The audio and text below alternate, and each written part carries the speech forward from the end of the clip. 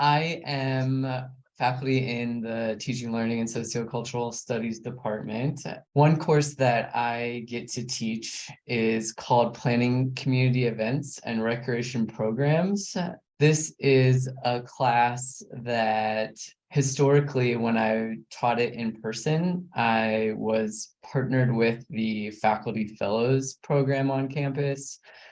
That partnership worked really well for my class because faculty fellows were in residence halls, in resource centers, in cultural centers. They had access to some funding through the program. Basically, we're able to use teams of students from my class to put on an event or a program in the space for which they were serving as a faculty fellow. And so this class is very experiential in nature, in the sense that in the first half of the semester, students use our course content where we're talking about developing program goals and objectives and marketing and budgeting and inclusion considerations and risk management and evaluation, all the real pieces of event planning that they get to apply in a real world sense and put together a plan and actually get to execute it. Up until that point, it was working really well with sort of some existing funds, and I was a faculty fellow, so I had those connections. Through the pandemic, the class was offered online. It has always been offered online as well. It's a very similar content, and students still get the chance to put together a full formal portfolio and a plan, but they don't get to do the execution part. So I really wanted to bring it back as an in-person offering. I used the Accelerator as an opportunity to think about reimagining the in-person offering of my class without having the option of going back to faculty fellows. And so the Accelerator created this space for me to think intentionally about it, as well as offered some resources in the terms of funding that ended up kind of getting things off the ground. I ultimately decided to partner with Iron Horse Neighborhood Association. My students, I had 3 events that they put on, and it was a pretty robust success. Yeah, so much so that the neighborhood association in January allocated a couple $1,000 to for the students in my class again this semester, this spring, to be able to offer another slate of events for residents in Iron Horse. It worked out, and the sort of initial money, I'm not sure if the neighborhood would have fronted it without really understanding what the partnership was going to look like and what kind of experiences they were going to get to participate in.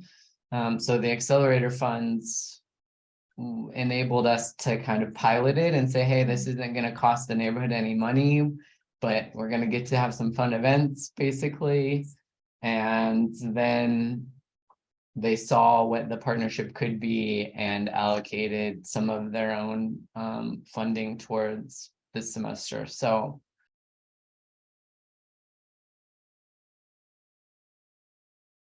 part of it was, I would say, was like more fluffy in the sense of like energy of like, okay, I can do this.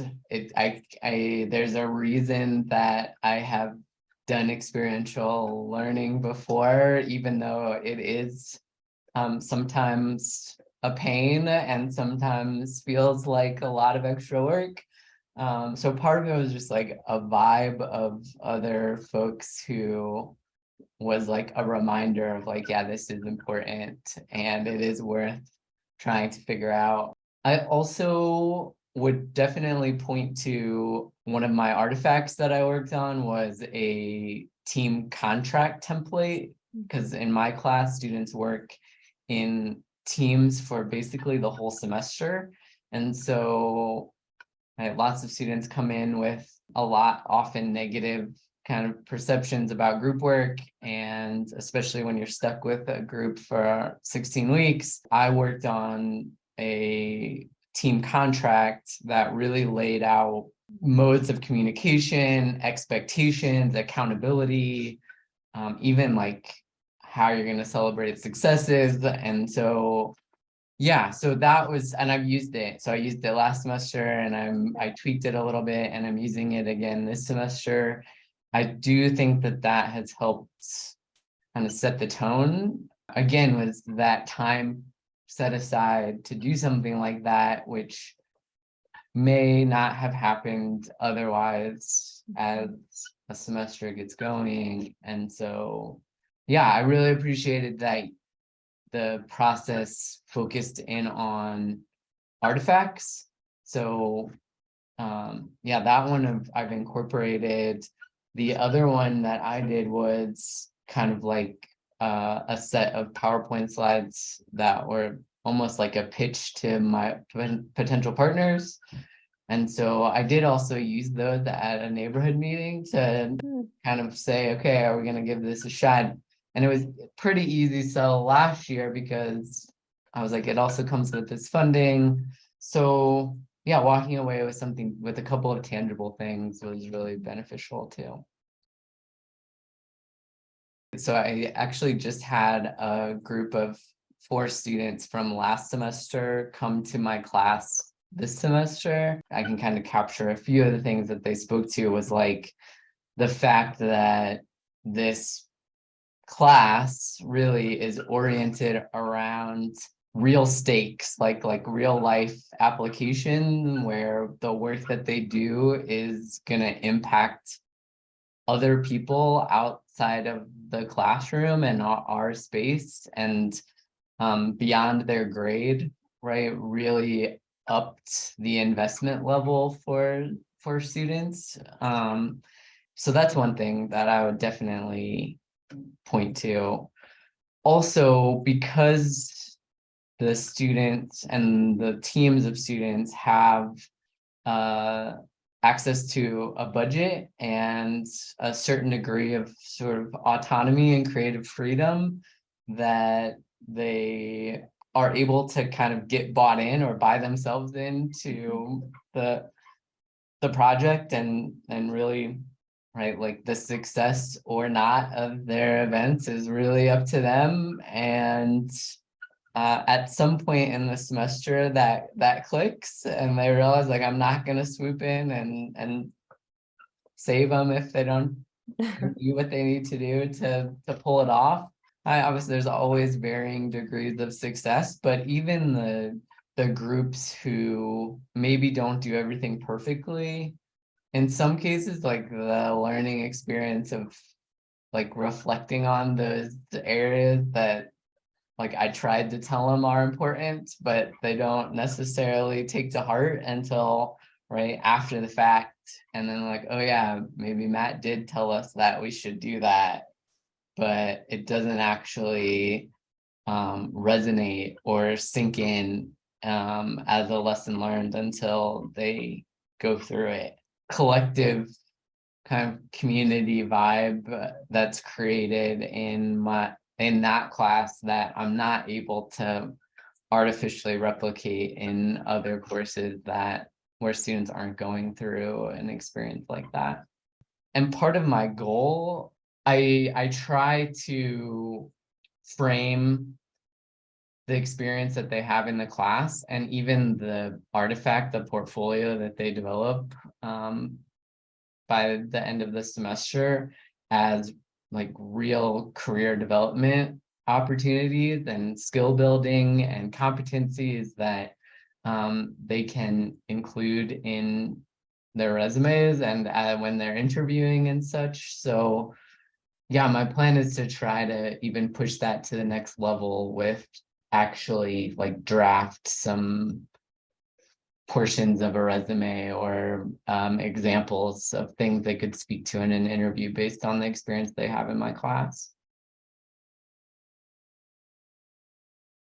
first piece of advice would be that if you think that the design accelerator might be something that's useful for you, but you're not sure on how it fits, I'd say make the leap and go for it, because it can really be tailored to wherever you're at in the process of thinking about incorporating experiential learning into your teaching.